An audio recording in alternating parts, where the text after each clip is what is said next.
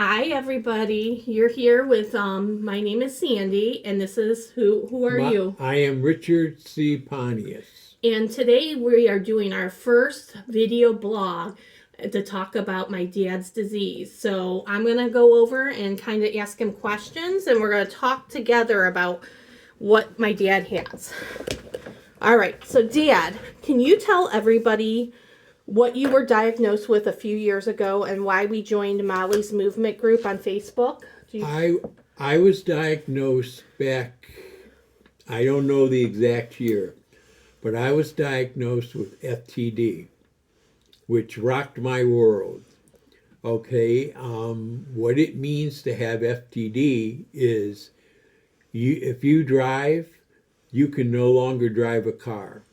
What it means to have FTD, you're kind of limited on what you do. You can't just walk away from your house and walk off by yourself. You can't drive anymore, so you got to get somebody to drive you where you're going to go and everything. Other than that, it's just a day-by-day process. You just have to wake up and schedule yourself for things to do. One of my favorite things to do is Netflix. Okay. No, that was great. You actually answered a few of my questions and jumped ahead, so that's even better. So do you remember what does FTD stand for? Do you know what the technical name is? And if not, that's okay. I could tell them. I don't think it's going to be on your bracelet. It's FTD is. Oh, no, that's okay. It is, we'll tell them. It is Frontotemporal Dementia. Or as I call it frontal lobe dementia. Right. You kind of heard Dad describe it in his own words. There's no medicine for it. Yeah, that's very true. I didn't even think about putting that or asking that. So what I'm going to have Dad do real quick, because we've had a lot of people ask what it is, I'm going to have Dad quickly hold up a little diagram and show you guys. So he's looking at it first so he could kind of see a picture of the brain. But I'm going to have him hold it the opposite way and kind of hold it to show everybody. So we could say what it is. So FTD refers to an umbrella term for the spectrum of relatively uncommon disorders that primarily affects the frontal temporal lobes of the brain. So these are areas of the brain associated with personality, behavior, and language. This disease is caused by the death of brain cells in the frontal temporal lobes of the brain, causing basically a portion of those areas to shrink, and is a significant cause of dementia in younger people, which Dad falls into. Some people will also develop neuromuscular and movement disorders. So with Dad, he has some issues with problem solving, emotional traits, reasoning, speaking, voluntary. That's kind of the frontal lobe part. And then the temporal lobe part that he also is effects of his brain is understanding language, behavior, memory, and hearing. So those are the two areas that Dad's affected. So you could go ahead and put that down. And that was perfect to hold up because it gives people a visual. So one comment that a lot of people did, people have asked on Molly's Place is, you look young. So can you tell everybody how old you are? I am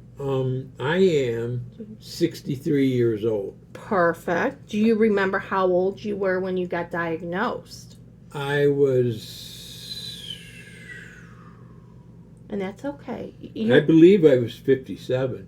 A little older. So you actually got diagnosed right before 60, but I would say I think you had some symptoms a little sooner than that. Right.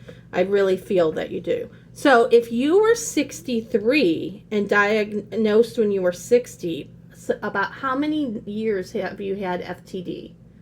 I've had it 3 years. Perfect. Yep. Do you remember some of your initial symptoms that you had that caused us to take you to the hospital? Do you remember that? One time I ended up with my gums swelling up or something. Okay. Okay, and it was like out of the blue. I was just something. I had very bad teeth, and that could have been the cause, but I wasn't sure what was going on. And when they took me in the hospital, I had such a bad infection in my system that they hospitalized me. Yeah. And I was in there for a week, and I was scared to death. Yeah. You got checked out, and you're right. It ended up you had some facial swelling, some drooping, and slurring of your speech when you were talking. So we actually were really concerned that you might have been having a mini stroke, and that you did have an infection, but they weren't sure what was causing the infection. And it took us about a 6-month period and 2 hospital visits. Right. I think it was. Right. Before they figured out what you actually had. I believe they did an MRI that showed us the signs of your frontal lobe degeneration.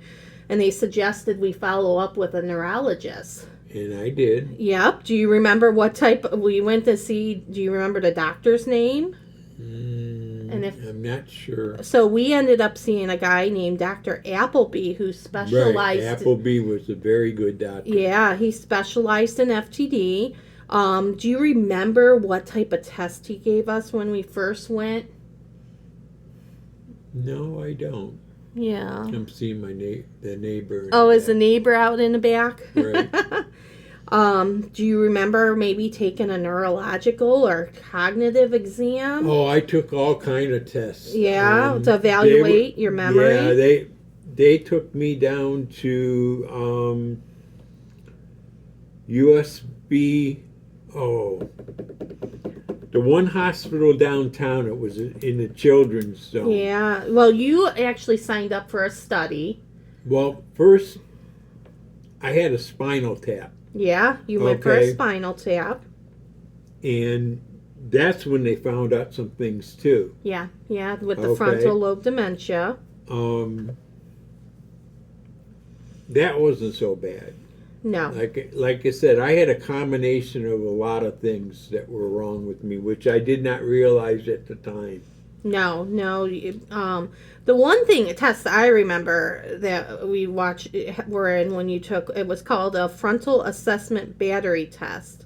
And it had 6 parts to it and was used to help detect signs of impairment to the frontal lobe function. Yeah. And it consisted of about 18 points. And I remember, I think you scored 9. Do you remember taking that test and how you felt after doing that test? Those tests were like, they were scanning for something in your brain, and that you would not. Some of them were okay. Yeah. But I mean, some of the things they asked you was beyond your brain, and you just could not answer the questions. Okay, yeah, and you know what? I love how you described that.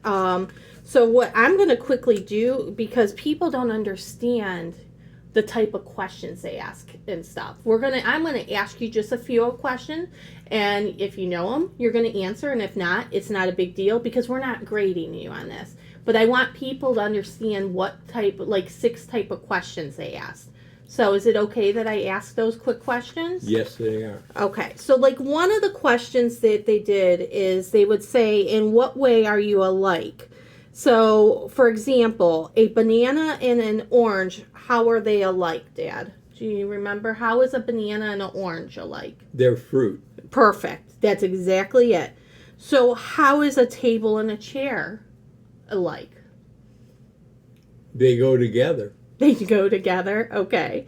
A tulip, a rose, and a daisy. How are those alike? They are flowers. So perfect. So these type of questions, they would ask you for abstract reasoning. It's impaired to frontal lobe disorder. So patients with frontal lobe dysfunction may not be able to establish the abstract link between similar items instead. So for him, he got 2 of those out of the 3 right. He was perfectly dead on with those.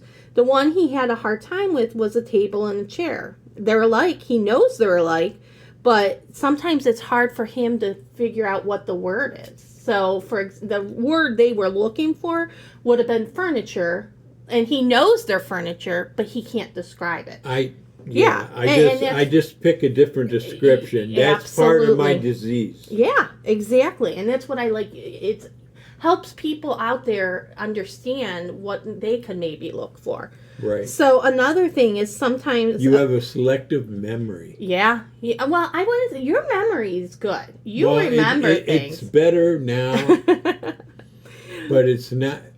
You know what? I try to keep my mind busy with things. Yeah, and you do a great job with that.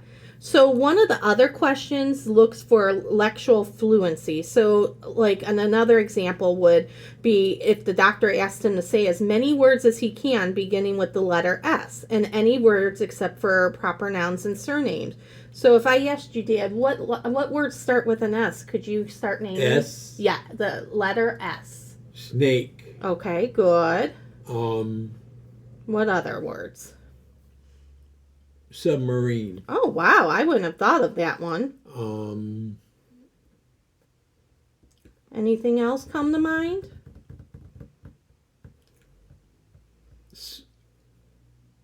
A Subway sandwich. I like that sandwich. It would be perfect. And any other ones. And if not, that's fine. We'll move on to the next one. Serpent. Serpent. Oh, that's good. But that's perfect. So that would be an example. And typically the doctor would give 60 seconds. So patients with frontal lobe lesions have difficulty navigating non-routine situations. So I threw them off. And tasks like naming of words that begin with a letter are unusual and require organization, retrieval, and a somatic memory. So frontal lesions, regardless of the side, tend to decrease verbal fluency. So sometimes coming up with words and stuff like that. Left frontal lesions usually result in lower word production than the right front lesions. So he knows there's words out there, and he did pretty good. But like in a typical test, they would want more than 9 words in that to get, score high on that. So that was one of the areas that Dad had a hard time when he did the test with the doctor. And that's okay because it helps us understand where some of that issue is. And sometimes you have issues coming up with words, like you said. You describe them differently. You know what you want to say, right, but you just can't always come up with the word, right, and stuff. So another question that they kind of look for was the motor series. So, for example, he would be asked to look carefully at what I'm doing. So. And then perform it alone 3 times. So what I'm going to do, and I'm going to try to do it in the camera first, I'm going to do 3 hand motions and ask him to repeat after me. I'm going to first do it myself. I'm going to do a fist, an edge, and then a palm. So fist, edge, palm. Dad, let's do it together. Fist, edge, palm. Palm. Okay, now try doing it on your own. Do you remember how? Fist, yes. Okay. Edge. Okay. And then palm. And palm. Okay, and that's okay. So that would be another example is patients with frontal lobe lesions are impaired in tasks that require organization, maintenance, and execution. So I just kind of wanted to show sometimes it's hard to do in the same order because his brain wants to process it differently. And stuff. It's hard to retain that type of memory and stuff. It's just, it's simple task, even of using 2 gestures instead of 3. It's hard. And that's just part of the disease and stuff. But he is doing awesome. So we have 3 more questions. He's almost done, which he has been amazing doing this. So the next thing they might ask is about conflicting instructions. So when we were there, the doctor would say, tap twice when I tap once. So what I'm going to do is I'm going to tap once and you tap twice. Okay, once, twice. Once. Okay, so we're going to do a little series and see how he does.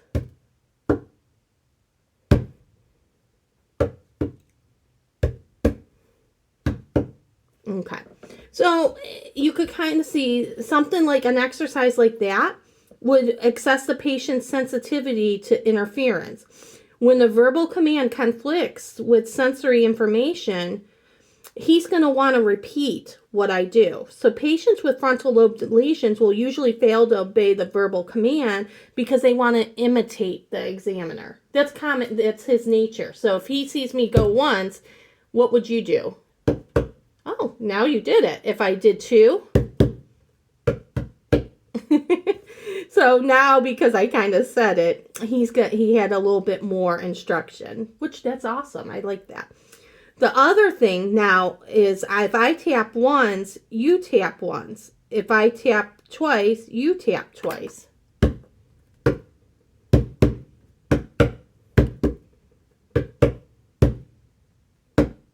So he did that one perfectly today. So you would have scored full points. See? Now he's picking up more.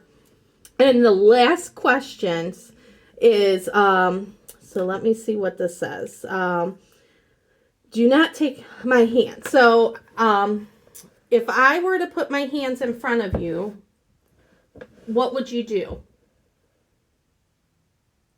If I said, don't take my hands. I would do nothing. Okay. Wow. So exactly. So that's kind of what I'm saying. So today, honestly, I think you would have scored really good on this test. Maybe I'm a good test giver. I think you are. Maybe I give more instruction than what is given. So Dad actually did pretty darn good on this. Now, the one test I remember he was given, and I'm going to put him on the spot because I did not ask him this. If I gave you a piece of paper, Dad, and asked you, remember in school how to read an old-fashioned clock? Remember a clock? Yeah. Could you draw me a clock and have it say 6 o'clock?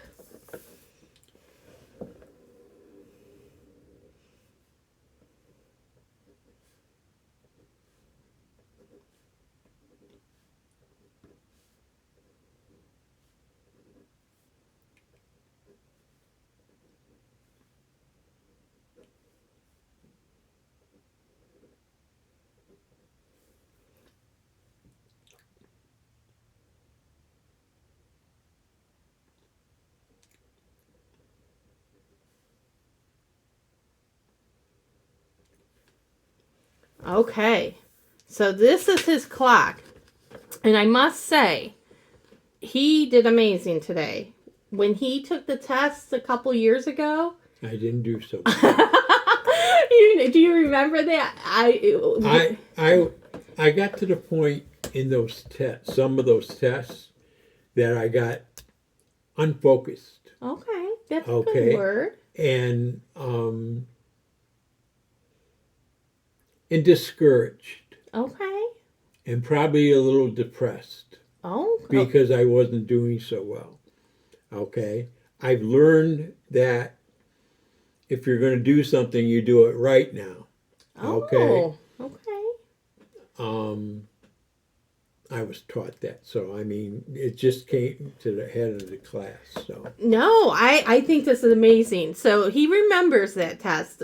When he drew the clock last time, and that's the only reason I kind of wanted him to draw because I was curious, is his numbers were all, I think, outside of the clock, if I remember right. Right. Yeah, so his numbers last time were all outside, and he really couldn't draw the hands or even put it. So I like that he, thinking about it, and maybe even, like he said, being in a place that he's comfortable, he could focus a little more and stuff, and was able to. Part of the thing is, this is like my home. Aww. Okay, and I visit Sandy all the time. Aww. Okay, and Sandy always said, don't worry about where you end up. She'll take care of me. So, Dad, you're going to make me cry. This feels like my home, too, with their family and their dog and everything. Oh, Dad, I love you. So I want to thank Dad so much for doing this video and answering my questions because I think it helps everyone understand FTD a little bit better and that. How did you feel about doing this short video today?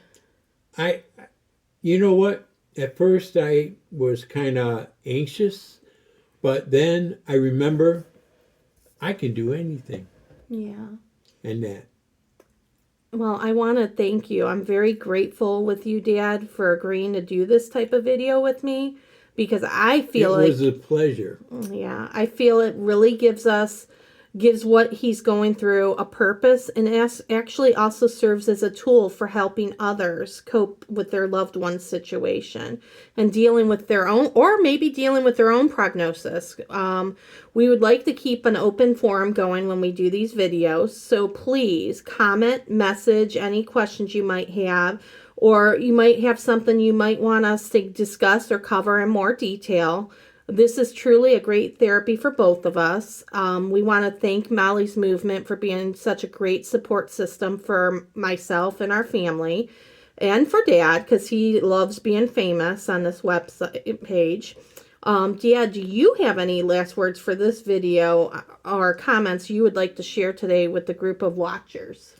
Okay, everybody that's watching, it's been a pleasure to do this, okay? Like I said, I don't mind trying to describe my disease. Okay, I do support the movement very much. Yeah. I've got all the bracelets. I never take these off, okay? And those are like your security blanket. They're like my security blanket. You're right.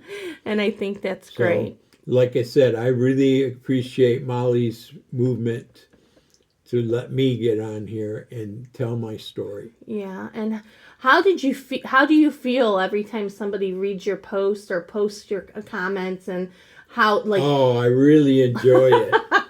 Like I said, my daughter's made me become famous, okay? She put me on a bottle of her product. Oh, yeah. And she put it out there, and everybody's having good comments and everything, and they're ordering her stuff like crazy. My picture made no difference. I did, because I think everyone loves your story, right? And that. So, but we'll talk about that another day, because right now we're still in the prototype phase of it. But yeah, that was definitely a big surprise.